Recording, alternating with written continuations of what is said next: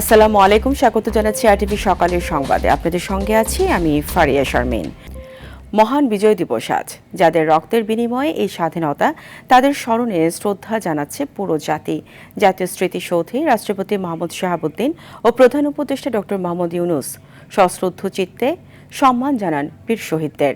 রাষ্ট্রীয় শ্রদ্ধা শেষে জনতার ঢল নামে সেখানে। এ সময় উপদেষ্টারা বলেন, বৈষম্যহীন ও শোষণমুক্ত সমাজ গড়ার স্বপ্নের পূর্ণতা লাভ করবে সংসদ নির্বাচনের মাধ্যমে।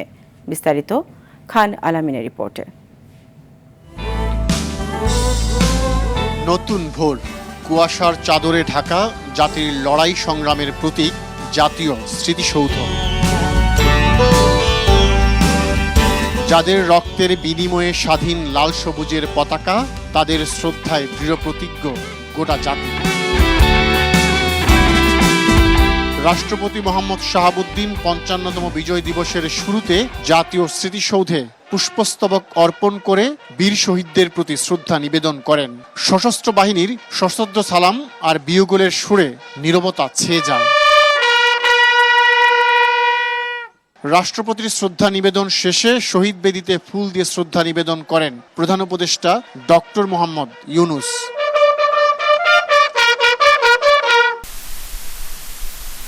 পরে প্রধান বিচারপতি, উপদেষ্টা মণ্ডলীর সদস্য, যোদ্ধাহত বীর মুক্তিযোদ্ধা ও কূটনীতিকরা শ্রদ্ধা নিবেদন করেন। এ সময় উপদেষ্টারা বলেন, বৈষম্যহীন শোষণমুক্ত সমাজ গড়ার স্বপ্ন পূর্ণতা লাভ করবে নির্বাচনের মাধ্যমে। আমাদের প্রচেষ্টা হচ্ছে শান্তিপূর্ণভাবে লোকে ভোট দিতে পারবে। এখন এইটাকে ব্যাহত করার জন্য তো একটা শক্তি সমাজে কাজ করছে, সেই শক্তিটাকেও একই সাথে আমাদেরকে প্রতিহত করতে হচ্ছে এবং একই সাথে আমাদেরকে একটা প্রতিরোধ গড়ে তুলতে হচ্ছে। আমাদের প্রত্যাশার জায়গা থেকে আমরা বলে দিতে পারি যে আমরা শান্তিপূর্ণ, সুষ্ঠু, স্বতঃস্ফূর্ত একটা নির্বাচনের দিকে তাকাচ্ছি। আমাদের দেশ গড়ার যে প্রত্যয় সেগুলি সব মনে পড়ে এবং এই ১৬ ডিসেম্বরের যে প্রত্যয় সেটা আমাদের মধ্যে ছিল দেখেই আমরা এই ঐতিহাসিক জুলাই গণ অভ্যুত্থানের মাধ্যমে বাংলাদেশকে পুনর্নির্মাণের একটা সুযোগ করে নিতে পেরেছি। রাষ্ট্রীয় আনুষ্ঠানিকতা শেষে মূল ফটক খুলে দিলে লাখো মানুষের ঢল নামে স্মৃতিসৌধে। বিজয়ের ৫৫ বছরের খেরোখাতা খুললে যোগ বিয়োগের ফলটা আশাহত করে সবাইকে। ২৪-এর গণ অভ্যুত্থান আশাব্যঞ্জক, কাঙ্ক্ষিত ও বৈষম্যহীন রাষ্ট্র গঠনের সুযোগ এনে দিয়েছে। নির্বাচিত সরকার সেই সুযোগকে কাজে লাগিয়ে দেশকে এগিয়ে দিয়ে যাবে উন্নতির চরম শিখরে, গড়ে তুলবে মানবিক বাংলাদেশ। সবার প্রত্যাশা এমনটাই। জাতীয় স্মৃতিসৌধ থেকে খান আলামিন, আরটিভি। এদিকে আত্মত্যাগী জাতীয় সূর্য সন্তানদের শ্রদ্ধা জানাতে জাতীয় স্মৃতিসৌধে যান বিভিন্ন রাজনৈতিক দলের নেতা, মুক্তিযুদ্ধের সহ বিভিন্ন স্তরের মানুষ। এই সময় রাজনৈতিক দলের নেতারা বলেন, ১৫ বছরের স্বৈরাচারী শাসন ব্যবস্থার অবসান ঘটেছে, এখন এগিয়ে যাওয়ার সময়। নানা বিষয়ে দ্বিমত থাকলেও নতুন রাষ্ট্র বিনির্মাণে সবাইকে ঐক্যবদ্ধ হতে হবে।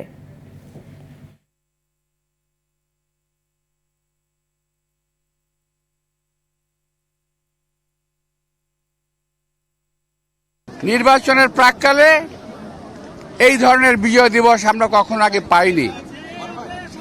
তাই আজকের এই বিজয় দিবসে বাংলাদেশের সবাইকে আমি আন্তরিক শুভেচ্ছা এবং ধন্যবাদ জানাচ্ছি। দলের পক্ষ থেকে, দেশনেত্রী বেগম খালেদা জিয়ার পক্ষ থেকে, আমাদের নেতা তারেক রহমানের পক্ষ থেকে। ৪৭ সাল, ৭১ সাল এবং এখন পর্যন্ত দেশের শান্তি কখনো কামনা করে নাই এবং করে না। তারা দেশের স্বাধীনতা চায় নাই, এখনো তারা দেশের স্বাধীনতা চায় না। বাংলাদেশের কোটি কোটি মানুষকে নিয়ে গণতন্ত্র আগামী একটি সুষ্ঠু নিরপেক্ষ নির্বাচনের মাধ্যমে পুনঃ প্রতিষ্ঠিত করব ইনশাআল্লাহ। এবং গত ৫৪ বছরে বাংলাদেশকে যারা একটি অকার্যকর রাষ্ট্রে পরিণত করার জন্য চেষ্টা করেছিল, বাংলাদেশের যে অবারিত সম্ভাবনা সেটাকে নষ্ট করার চেষ্টা করেছে খুনি হাসিনা এবং তার দূষরদেরকে এই স্বাধীন বাংলাদেশে বিচারের আওতায় নিয়ে এসে এই স্বাধীন বাংলাদেশে ইনসাফ কায়েম করা, এটা হচ্ছে আজকে আমাদের প্রথম প্রতিজ্ঞা। বিজয় দিবসের আনুষ্ঠানিকতার বিষয়ে জানাতে সাভার জাতীয় স্মৃতিসৌধে আছেন আর এক সহকর্মী তৌহিদুর রহমান। যুক্ত হচ্ছি তার সঙ্গে।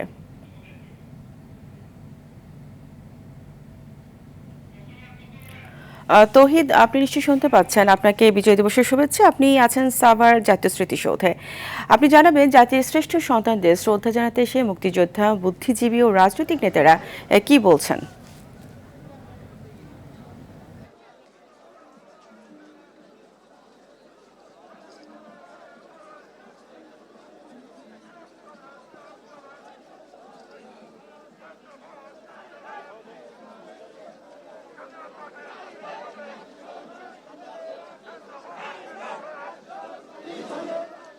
ফারিয়া, আপনাকে ধন্যবাদ। আপনি জানেন আজকে মহান বিজয় দিবস। বাংলাদেশের বিজয় দিবস উপলক্ষে স্বাভাবিকভাবেই সাভারের জাতীয় স্মৃতিসৌধে মানুষের উপচে পড়া ভিড় আপনি দেখতে পাচ্ছেন। এখন বেলা এই সময়ও অসংখ্য মানুষ জাতির শ্রেষ্ঠ সন্তানদেরকে শ্রদ্ধা জানাচ্ছেন ফুল দিয়ে এবং বিভিন্ন ব্যানার ফেস্টুন দিয়ে তাদেরকে স্মরণে রেখেছেন। তারা বলছেন 1971 সালে যেই স্বপ্ন নিয়ে, যেই চর্চার মাধ্যমে দামাল ছেলেরা মুক্তিযুদ্ধের মতো একটি পাকিস্তানি শক্তিশালী বাহিনীর বিরুদ্ধে ঝাঁপিয়ে পড়েছিলেন, সেই মুক্তিযুদ্ধ এবং স্বাধীন একটি বাংলাদেশ তারা ছিনিয়ে এনেছিলেন, স্বাধীন একটি মানচিত্র পেয়েছিলেন। সেই মানচিত্র এখানে আমরা বিভিন্ন রাজনৈতিক দলের নেতাদের কাছে প্রশ্ন করেছি, তাদের প্রতিক্রিয়া তারা জানিয়েছেন। তারা বলছেন যে স্বপ্ন নিয়ে মুক্তিযুদ্ধ হয়েছিল সেই স্বপ্ন এখনও অনেকটা অধরা রয়ে গেছে। তারা বলছেন এখনও প্রাসঙ্গিক। তারা এই জন্য অনেক রাজনীতিবিদরা বলছেন নতুন বাংলাদেশ, অনেকে বলছেন 71-এর স্থান 71-এ, 24-এর স্থান 24-এ। সব মিলিয়ে 1971 সালের মাধ্যমে বাংলাদেশের যে লাল সবুজ যে মানচিত্র এসেছিল, সেই সবুজের সেই স্বাধীন বাংলাদেশের সার্বভৌমত্ব রক্ষায় তারা সবাই ঐক্যবদ্ধভাবে, অর্থাৎ সব রাজনৈতিক দলের ঐক্যবদ্ধ অংশগ্রহণের মাধ্যমেই সত্যিকার অর্থে একটি মুক্তিযুদ্ধের বাংলাদেশ গড়া সম্ভব বলে তারা মনে করছেন।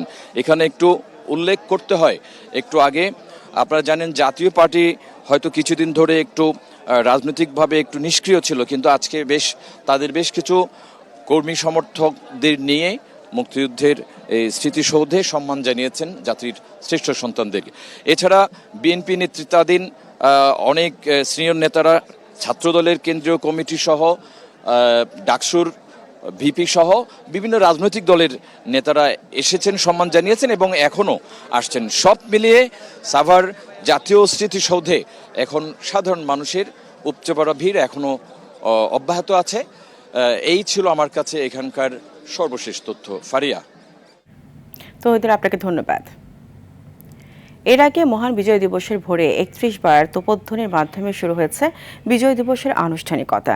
স্বাধীনতা যুদ্ধে আত্মোৎসর্গকারীর বীর শহীদদের প্রতি শ্রদ্ধা জানাতে বাংলাদেশ সেনাবাহিনীর পক্ষ থেকে বিশেষ গান স্যালুট প্রদর্শন করা হয়। সূর্যোদয়ের সাথে সাথে তেজগাঁয়ের পুরাতন বিমানবন্দর এলাকায় সেনাবাহিনীর আর্টিলারি রেজিমেন্টের গান ব্যবহার করে এই তোপধ্বনি সম্পন্ন করা হয়। এর মাধ্যমে জাতির শ্রেষ্ঠ সন্তানদের প্রতি গভীর শ্রদ্ধা ও সম্মান জানান সেনাবাহিনীর সদস্যরা। প্রতি বছরের মতো এবারও যথাযোগ্য মর্যাদায় দিবসটি উদযাপন করছেন সর্বস্তরের মানুষ।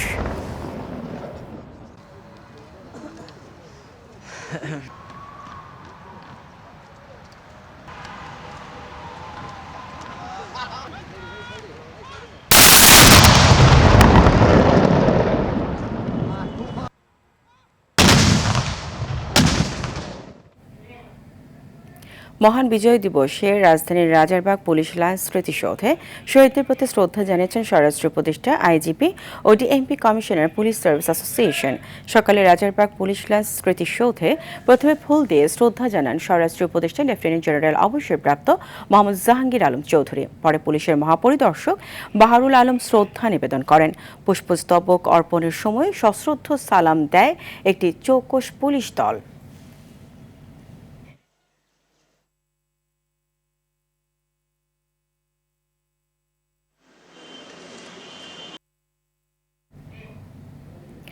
যথাযোগ্য মর্যাদায় সারা দেশে পালিত হচ্ছে বিজয় দিবস। সারা দেশে নেওয়া হয়েছে জোরদার নিরাপত্তা ব্যবস্থা। সে সাথে উৎসবমুখর পরিবেশে দিবস পালনের জন্য নানা আয়োজন করা হচ্ছে। সূর্যোদয়ের সাথে সাথেই চট্টগ্রাম, বরিশাল, দিনাজপুর ও আশুলিয়ায় স্মৃতিসৌধে পুষ্পস্তবক অর্পণ করা হয়। মুক্তিযুদ্ধের সকল শহীদদের রুহের মাগফিরাত কামনা করে মোনাজাত পরিচালনা করা হয় গাজীপুরের কালিয়াকৈর, জামালপুরের বকশীগঞ্জ ও কিশোরগঞ্জের ভৈরবে। এছাড়া কুষ্টিয়া, নরসিংদী, নওগাঁ, পঞ্চগড় ও শরীয়তপুরেও যথাযোগ্য মর্যাদায় পালিত হয়েছে দিবসটি।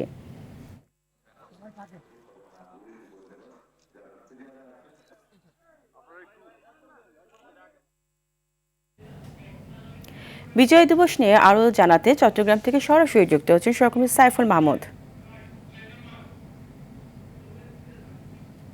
সাইফুল, আপনাকে বিজয় দিবসের শুভেচ্ছা। বিজয় দিবসে কেমন সেজেছে চট্টগ্রাম এবং সাধারণ মানুষের অনুভূতি কেমন দেখছেন সেখানে জানাবেন?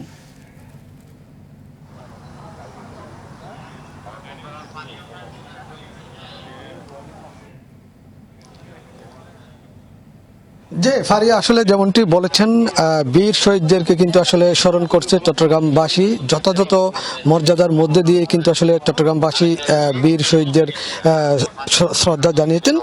ঠিক সূর্যোদয়ের সাথে সাথে চট্টগ্রামের অস্থায়ী যে স্মৃতিসৌধ রয়েছে সেখানে কিন্তু প্রথমেই মাননীয় মেয়র মহোদয়, এর পরপরই বিভাগীয় কমিশনার, জেলা প্রশাসক, পুলিশ সুপার, পুলিশ কমিশনার, এরপরে মুক্তিযোদ্ধা সংসদ, বিএনপি এবং তার অঙ্গ সংগঠনগুলো এসে কিন্তু শ্রদ্ধা নিবেদন করেছেন। এর পরপরই কিন্তু আসলে বিভিন্ন সামাজিক সাংস্কৃতিক সংগঠন এবং বিভিন্ন রাজনৈতিক দলের নেতাকর্মীরা কিন্তু ফুল দিয়ে শ্রদ্ধা জানিয়েছেন এবং যারা শ্রদ্ধা জানাতে এসেছেন তাদের প্রত্যেকের মুখে কিন্তু একটাই কথা ছিল, সেটি হচ্ছে যে স্বাধীনতাকে আসলে সুসম্মত রাখা বিষয়টিকে সবাইকে গুরুত্ব দিয়েছেন এবং সবাই বলেছেন এই স্বাধীনতা আসলে সবাই যাতে ধরে রাখতে পারে সেটাই প্রতি গুরুত্ব দিয়েছেন। এবং মেয়র মহোদয় বলেছেন আসলে যারা এই জীবন দিয়ে রক্ত দিয়েছেন, দেশ স্বাধীন করেছেন, তারা জাতির শ্রেষ্ঠ সন্তান, তাদেরকে কোনোভাবেই কিন্তু আসলে বলা যাবে না। এবং একই সাথে এখানে যারা এসেছেন প্রত্যেকের কণ্ঠে ছিল একটাই বিষয়, সেটি হচ্ছে যে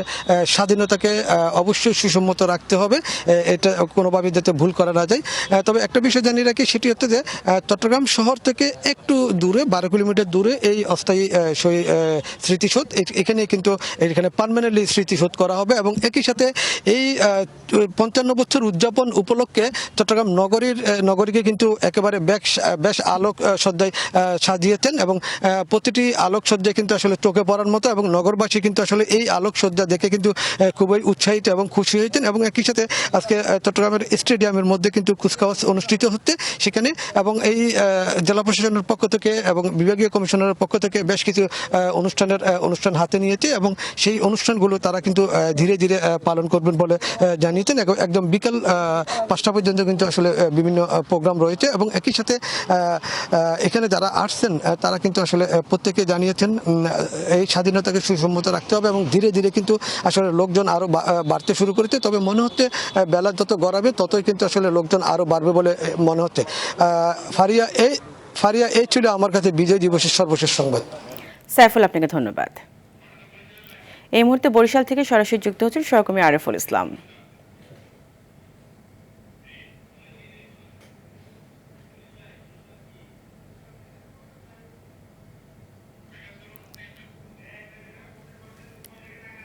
আরিফ, নিশ্চয়ই শুনতে পাচ্ছেন, বিজয় দিবসের আনুষ্ঠানিকতা নিয়ে জানাবেন।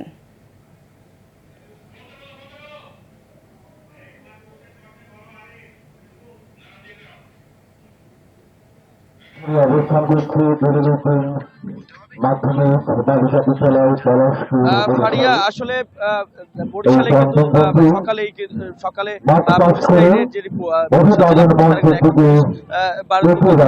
দিয়েছে, এরপরে কিন্তু বরিশালের যে জেলা প্রশাসক রয়েছে সকালেই বরিশালের মুক্তিযোদ্ধা স্মৃতি ফলক রয়েছে, সেখানে কিন্তু জেলা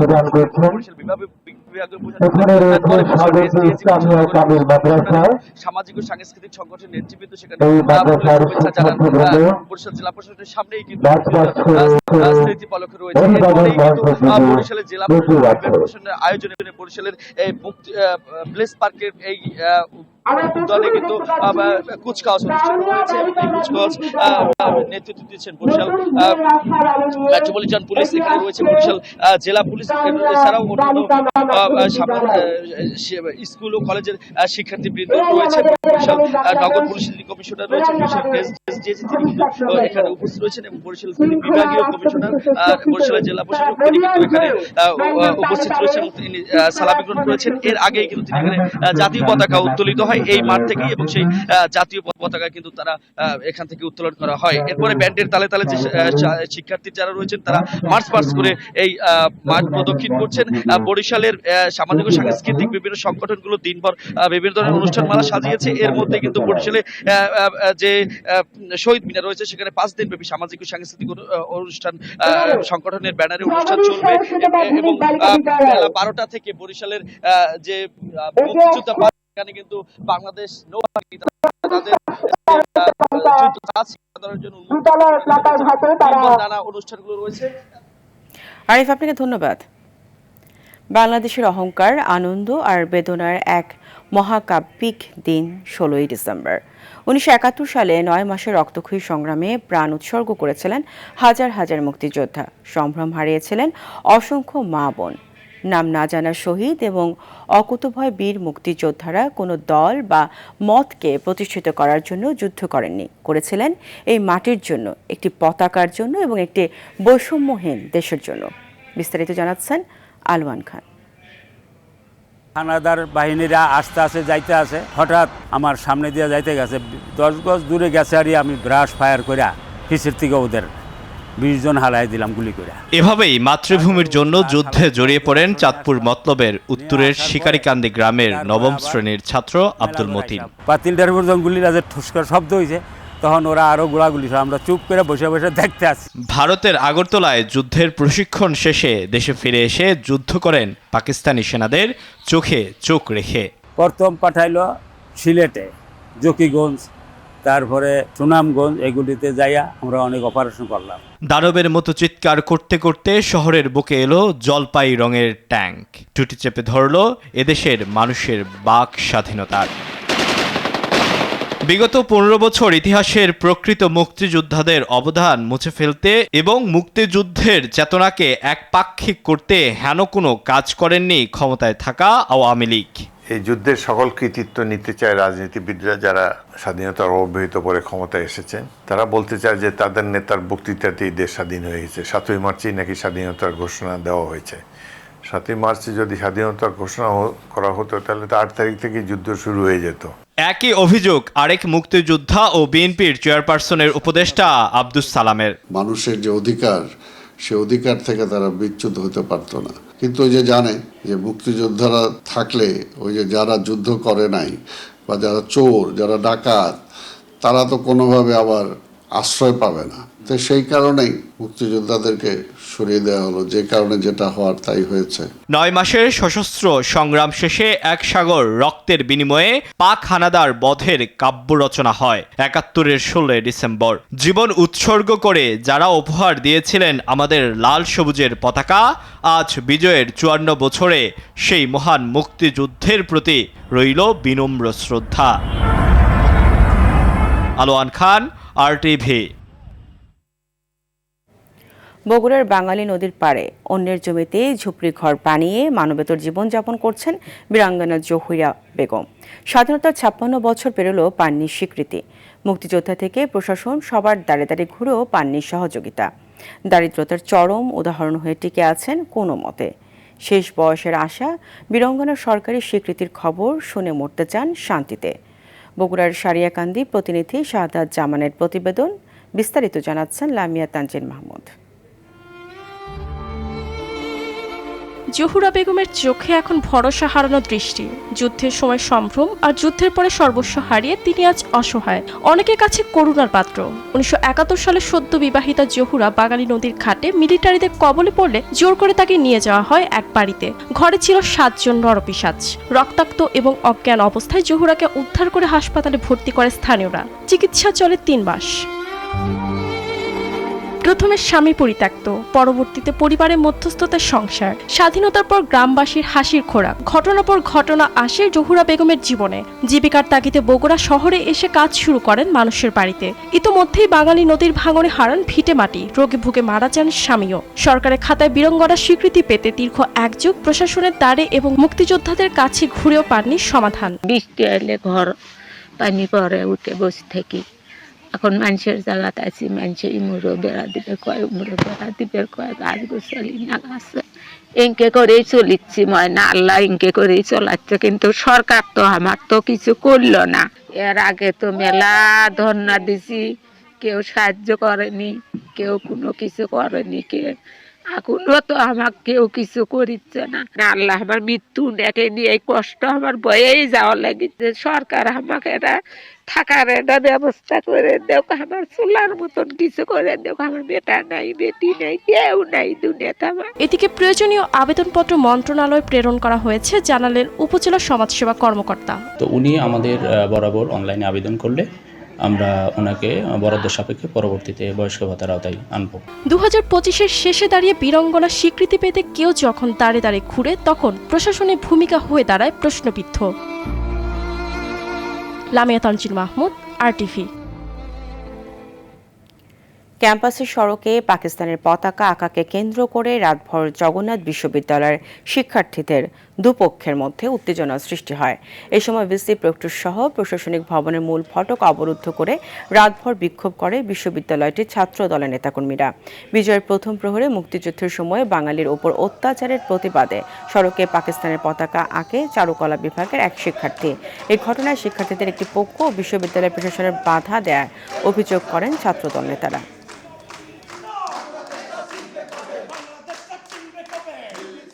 যারা আমাদের উপর অত্যাচার করেছে, আমাদের মা বোনদের ইজ্জত লুণ্ঠন করেছে, তাদের প্রতিকৃতি হিসেবে পাকিস্তানের পতাকা অঙ্কন করেছিল ঘৃণা স্তম্ভ হিসেবে। পাকিস্তানের কিছু দালালেরা আছে, তারা সাধারণ শিক্ষার্থীদের উপর হামলা করে। পাকিস্তানি পতাকা যারা বহন করে তাদেরকে ক্যাম্পাস থেকে বিতাড়িত করে এবং সামনের দিনে এই মুক্ত চেতনা শিক্ষার্থীদের উপর কোনো ধরনের যারা মত সৃষ্টি করেছে এই শিক্ষার্থীদের উপর ব্যবস্থা দিতে হবে।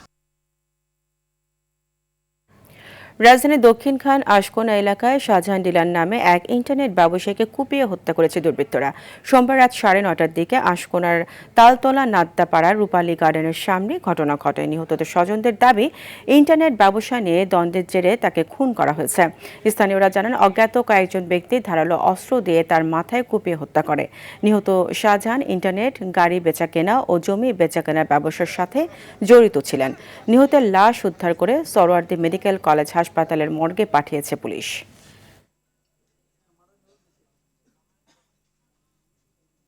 এটা 15 লাখ টাকা চাঁদা চাইছিল, তখন আমার ভাই নিষেধ করছে যে আমি চাঁদা দেব না। তখন তারা মিটিং থেকে সরে গেছে, আমার ভাই চলে আসে। যারা এটার ভিতরে আছে, সরকার এবং প্রশাসন, আমার ফ্যামিলি, যে একটু সুষ্ঠুভাবে তদন্ত করে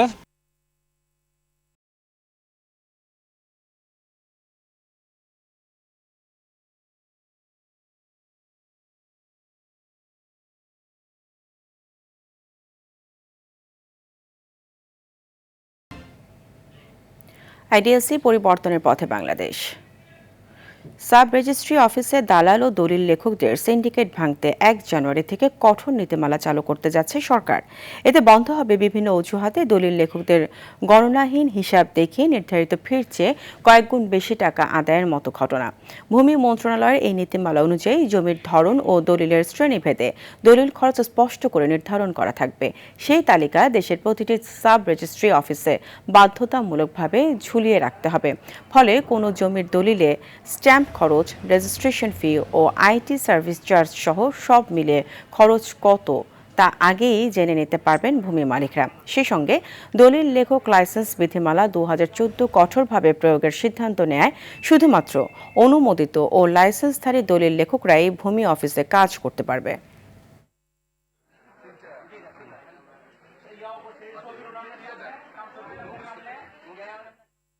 ফুটবল। ফিফার বর্ষসেরা দ্য বেস্ট পুরস্কারে বিজয়ীদের নাম ঘোষণা করা হবে আজ। দোহায় ফেয়ারমন্ট কাতারা হলে গালা ডিনারে দ্য বেস্ট ফিফা ফুটবল অ্যাওয়ার্ডসের বিজয়ীদের নাম উন্মোচন করা হবে। বাংলাদেশ সময় রাত 11টায় শুরু হবে মূল আয়োজন, যা সরাসরি সম্প্রচার করা হবে ফিফার অফিসিয়াল ওয়েবসাইটে। এবারে দ্য বেস্ট ছেলে ও মেয়েদের বর্ষসেরা খেলোয়াড়, কোচ ও গোলরক্ষকের পুরস্কার দেওয়া হবে। পাশাপাশি ঘোষণা করা হবে নারী ও পুরুষ ফুটবলের ওয়ার্ল্ড 11।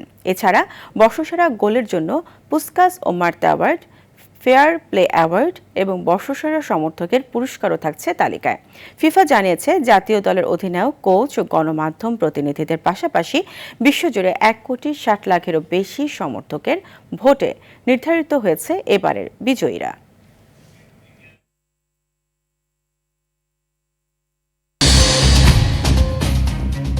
সকালের সংবাদ এ পর্যন্তই। মধ্যাহ্নের সংবাদ দুপুর 12টায় দেখার আমন্ত্রণ রইল। ধন্যবাদ সবাইকে।